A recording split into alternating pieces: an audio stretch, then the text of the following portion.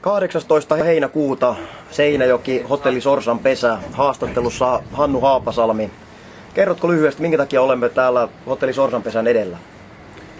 Näin mulle on annettu ymmärtää, että Sorsanpesällä nyrkkeillään kyseisenä syksynä.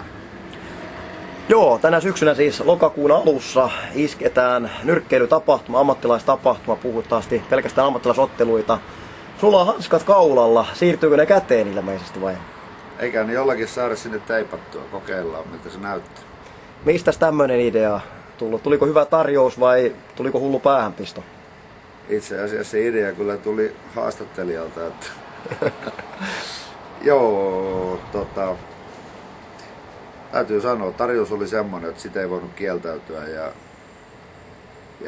kyllähän tässä niin kuin on semmoista, on aika vaikea pukea nyt sanoiksi tätä tunnetta, mutta joku palaa vielä, ei auta mikään. Katellaan vielä kerran, että onko mitään tallella. Ja nyt ei puhut ilmeisesti mistään eteläpohjalaisesta navettapalosta, vaan palosta nyrkkeilykehään. Nimenomaan sitä, näin se vaan menee. Joo. Ja tässä on kyseessä legendaarinen grande finale-tyyppinen ilta, että sulla on ilmeisesti tulee nyt todennäköisesti uran ehdottomasti viimeinen ottelu. Ja kun se vielä tapahtuu kotiyleisön edessä, niin jännittääkö vielä tässä vaiheessa? Kyllä se sen omanlaatuisensa pikkusen vipinän antaa, ei sitä voi kieltää. Nyt on tässä vaiheessa, vaikka aikaa on vielä roimasti, onneksi on aikaa vielä. Ja kyllä tässä semmonen ihan terve pikku vipinä on, mikä tuntuu kyllä tosi mukavaltakin. Sanoit tuossa, että onneksi on vielä aikaa. Kuinka kauan tämä idea on ollut valmisteilla? Markus varmaan itse muistaa sit sen paremmin, että kyllä se tässä kesän mittaa jossakin vaiheessa, kun sitä ruvettiin ja ehdotus sulta tuli, niin ruvettiin lämmittää. Niin kuin hyvin muistat, niin mä tyrmäsin se aluksi hyvin vahvasti. Mutta tässä on tehty töitä nyt pari-kolme kuukautta. Minkälaista työtä on tehty tässä vaiheessa? Pohjan luomista joo. Että kyllähän tässä niin kuin lähdettiin kuitenkin.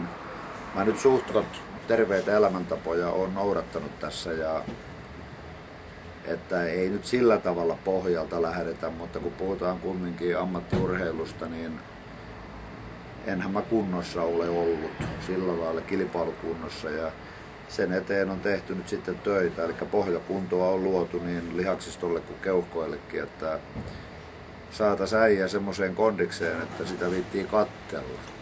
Sä teet kuitenkin ihan fyysistä työtä, että kuitenkaan mistä ihan kaljamahan rapakunnosta ei ole lähdetty liikkeelle. No ei sillä tavalla, mutta mä oon aika kriittinen kuitenkin sen suhteen, että kun sinne kehään hyppää kilpailumielessä ja julkisesti, niin kyllä siinä sitten täytyy olla jotain esitettävää. Omalla varsinaisella nyrkkeilyurallasi olit todella tunnettu nimi Seinäjoen urheiluelämässä. Siitä on kuitenkin vuosia nyt aikaa. Kuinka isoksi uskot tämän tapahtuman kasvavan oman paluusi myötä? Vaikeahan se sanoa on. Ei sitä voi tietää, mutta kyllä siinä silloin aktiivisimpana kilpailuvuosina oli aika iso määrä ihmisiä, jotka seurasi mun hommia silloin, että toivotaan parasta, ei osaa enempää sanoa. Kyllä mä luulen, että se sytyttää vielä, että mä en ole käyttänyt tässä semmoista sanontaa, mikä on taivahan tosi, että eihän niin kuin tässä nyt tää mun kehään hyppäämisen kanssa, niin eihän tässä järjellä ole niin kuin mitään tekemistä tällä hommalla, mutta tää on mun henkilökohtainen juttu. Ja jostain syystä nyt sitten, kun ehdotus ja tarjous tuli, niin mennään kerta vielä.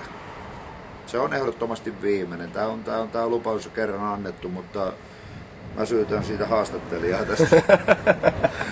haastattelijaa tästä hommasta, mutta totta kai mun henkilökohtainen päätöshän se oli ja katsotaan, peli loppuu.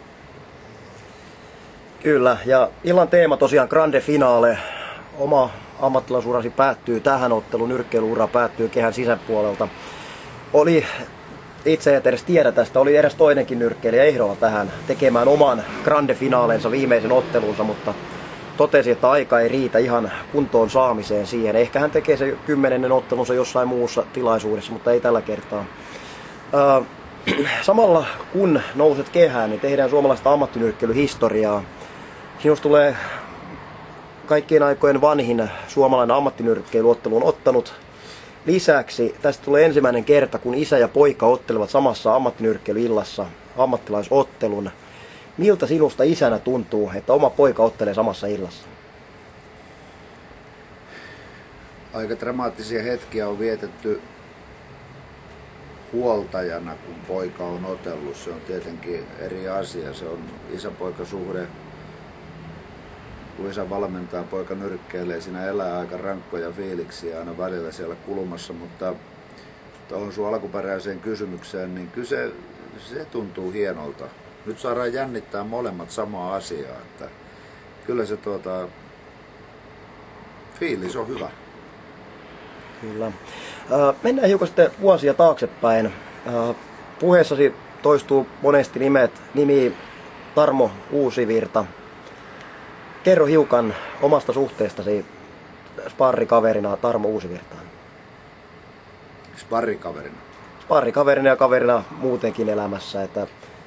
Ja jotain muita muistoja nyrkkeilyuraltasi. Iso ystävä. Iso ystävä. Meillä oli paljon yhteistä. Enemmän yhteistä kuin nyrkkeily sitten loppuvuosina. Kasvettiin yhteen, toistakymmentä vuotta oltiin kuin paita ja perse ja hypättiin maailmaa ristiin rastiin. Olen sanonut monta kertaa, että silloin kun mä kilpailin itsekin aktiivisesti silloin siihen aikaan, niin mä oon käyttänyt tämmöistä sanontaa, että musta tuli nyrkkeilijä vasta silloin, kun Uusivirran Tare hyppäsi mun elämään tai me kohdattiin. Että sain nyrkkeilyllisesti erittäin paljon ja niin kuin jokainen voi kuvitella, tommonen maailmanluokan kaveri, niin hänen kanssa harjoittelu ja sparraaminen niin oli kova sana. Ja sitten siinä loppuaikoina kuljin avustamassa Tarea EM-ottelusta lähtien Lontoossa ja kaikella tavalla en voi sanoa muuta kuin hyvää. Hyviä muistoja paljon. Joo. Millainen oli oma nyrkkeilyurasi? Paljonko sulla on amatööriotteluita takana, muistatko? On 88 ottelua amatöörinä ja SM-mitaleita on jonkun verran myös. vain niitä 7 kappaletta. Huom, ei yhtäkään kultaista. Hopeaa ja pronssia on laatikot pullolla. Sitten sä oot paljon otellut myös Seinäjoella näissä Simo Rantalaisen ammattilaisilloissa ja myös muualla Suomessa. Millaiset muistot ovat näistä otteluista jäänyt? Kyllä niistä hyvät muistot ja nehän ei saanut koskaan niin sanottua virallista ammattinyrkkeilijästatusta nämä matsit. Siitä syystä, että Simon perustama talli ei saanut Suomen ammattinyrkkeilyliiton lupaa. Mutta ei ne niitä matsien arvoa ainakaan mun silmissä vähentänyt millään tavalla, että siellä voitettiin ja siellä myös hävittiin kerran useassa ottelussa ja ne oli kovia otteluita, ihan samalla hengellä otettuja otteluita kuin mikä tahansa, mutta Ketkä ovat nimekkäimpiä vastustajia, joita olet kohdannut näissä otteluissa? Olkoon näytösotteluita tai tosiotteluita? Eikö ainakin Jukka Järvinen ollut jossain ottelussa? Joo, Jukka Järvinen oli tälle. Mulle tuli ensimmäiseksi mieleen tämmönen kuin Erik Mustafa Koulu Yhdysvalloista. En mäkään hänestä sillä en tiedä. Hänellä oli aika vaikuttava lista nyrkkeilijänä, kovia kavereita vastaan, mutta kuka tietää, mä voitin hänen pisteillä. Sitten näitä nyt otettiin sitten Järvisen Jukan ja Jelli Jyri ja sitten oli ilmeisesti joku haasteottelu Vaasalaisen kanssa. Kerro siitä hiukan. Kolemaisen Arto haastoi mut otteluun.